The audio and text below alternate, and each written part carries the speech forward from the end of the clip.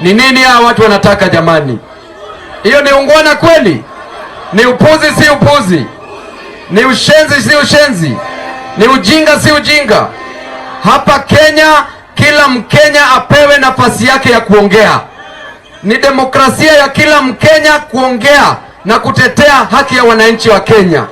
Kama hutaki Mkenya, enda kwenye debe na usimpigie kura. Kama unataka Mkenya, enda kwenye debe na umpigie kura. Si hivyo? So mimi nataka kuambia tuwe na political tolerance. Kesho tuko Kisumu County. Kesho tuko Kisumu County. Kesho tuko Kisumu County. Hayawi hayawi. Hayawi hayawi. Hayawi hayawi. Na kesho tuko Kisumu County na tunaambia wana Vihiga, kesho mkuje Kisumu County, kuna rally pale. Kisumu County ni cosmopolitan city. Kisumu County ni wapenda amani. Wale vijana ambao wanalipwa, wale vijana ambao wanalipwa, hiyo serikali na kulipa itakuweka kwa shida. Walitumia Mungiki kuchukua power, wakaanza kuua Mungiki. Waliwaua wako waua. Siku walikuwa natumikia Mungiki, si Mungiki ilikuwa nzuri? Baada ya hiyo si wakaanza kuua Mungiki? Mungiki ilikuwa ya serikali ama haikuwa ya serikali? Wa vijana wetu wa Kisumu, msikubali kutumika pale kwa sababu ya 1000 2000. Usikubali pale kuchukua piga Mkenya mwenzako. Usikubali pale kuchukua rungu na kupiga Mkenya mwenzako. Huyo mwenye una plan kupigana na yeye ako na shida venye wewe pia uko na shida. Wewe mwenyewe hujalipa school fee. Wewe mwenyewe unajiita kama goon. Hujalipa school fee. Hiyo 1000 umepewa italipa school fee? Hiyo 1000 italipa rent? Hiyo 1000 itanunua chakula for 1 month? Kwa hivyo tunasema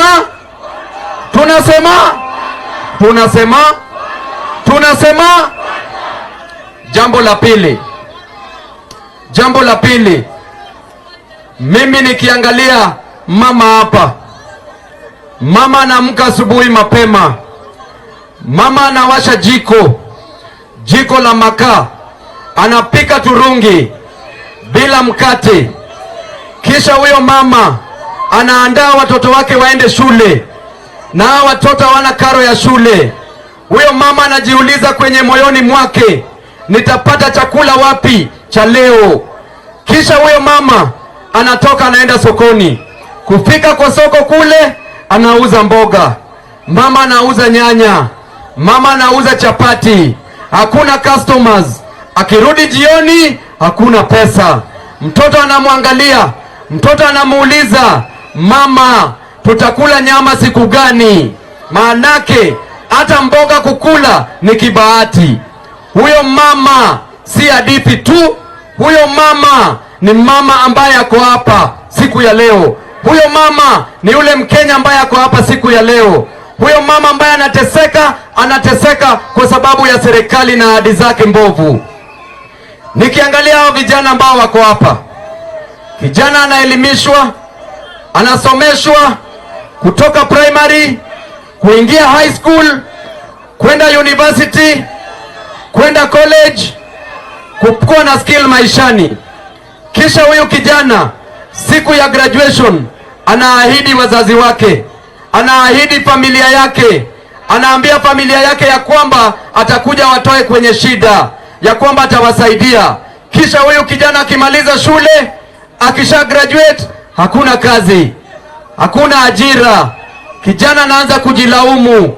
Kijana anajiuliza maswali, anajiuliza, ni mimi ndiye mwenye shida ama ni nani? Ni mimi ndiye mwenye makosa ama ni nani? Huyo kijana si tu kijana yeyote. Hiyo story ya huyo kijana si hadithi. Hiyo ni story ya kijana ambaye ako hapa kwenye rally. Huyo ni kijana ambaye anatuangalia siku ya leo kwenye social media ama kwenye runinga. Na tunawaambia ni hizi shida zote zinakuja kwa sababu ya serikali kuu. Na nitawaambia kwa nini. Nikiangalia hapa tunaona mzee. Mzee amefanya kazi maisha yake yote. Anaamka asubuhi, mjengo, anarudi. Bodaboda, anarudi. Hakuna pesa. Huyu mzee akigonjeka naenda hospitali. Kufika hospitali, bei ya dawa iko wapi? Bei ya dawa iko wapi? Bei ya matibabu iko wapi? Kisha mzee anafariki kule hospitali kwa sababu angeweza kuwa hata na shilingi 500 ya kufanya X-ray peke yake. Sasa nyinyi Wakenya, wacha niwaulize Wakenya wenzangu, siku ya leo naongelesha si kama kiongozi wenyu bali kama mmoja wenyu. Nataka niwaulize, je, hiyo ndio maisha yenye mnataka muishi? Hiyo ndio maisha yenye mnataka muishi? Hivyo ndio mnataka muendelee? Kwa hivyo tunasema haki ya mwana Kenya, haki ya mwananchi. Hiyo haki mara mingi haiji yakiulizwa. Hiyo haki haibembelezwi. Hiyo haki inadaiwa. Lazima udai haki yako, na siku ya leo tunadai haki yetu. Siku ya leo tunadai haki yetu, na tunadai haki ya ajira. Tuliambiwa ya kwamba kutakuwa na kazi 1 million every year. Kijana uko na kazi? Mama uko na kazi? Mzee uko na kazi? Jamani, hii ni ungwana. Siku ya leo tunadai huduma bora ya kiafya. Siku ya leo tunadai elimu bora, sio bora elimu. Ukiangalia vyuo vikuu, hell by talking on time. Ukiangalia vyuo vikuu kuna shida, kuna new funding model. Hii funding system imemaliza wazazi. Ati kijana anaambiwa ya kwamba lazima uwe na pesa ndio upate elimu. Wacheni niwaulize, wewe kama kijana ambaye uko hapa, umewekwa kwa banding system. Unaambiwa hiyo banding unalipa 50,000, 100,000, 300,000 kama ni medical courses. Wewe kama kijana umefika 18 years, uko na pesa? Uko na pesa? Na mzazi wako yeye mwenyewe ukishafika 18 years, sasa hakuna parental responsibility. Wewe ni adult, si ni kweli? Alafu serikali needs wisdom or lack of the same. Wanafikiria huyo kijana anaweza jilipia school fee. Tunataka hii serikali iende wapi? Hii serikali iende wapi? Na mwananchi aende wapi? Tunataka 2027 wangapi wanapeleka Kasongo nyumbani nione kwa mkono.